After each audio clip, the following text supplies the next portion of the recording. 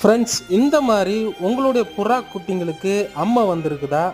இந்த மாதிரி அக்கி போட்டிருக்கிற புறா குட்டி இருந்துச்சுன்னா அதுக்கு எந்த மாதிரியான ட்ரீட்மெண்ட் கொடுக்கணும் அப்படிங்கிறத கமெண்டில் சொல்லுங்கள். இது பார்த்தீங்க அப்படின்னு சொன்னால் ஹீட்டுனால் வர்றதா அல்லது கொசுக்கடினால் வருதா? உங்களுக்கு தெரிஞ்ச தகவலை எழுதுங்க.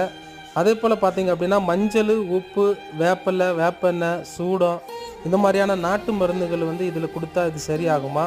இல்லை மெடிக்கலில் ஏதாவது விசேஷமாக இதுக்குன்னு தனியாக மருந்து இருக்குதா?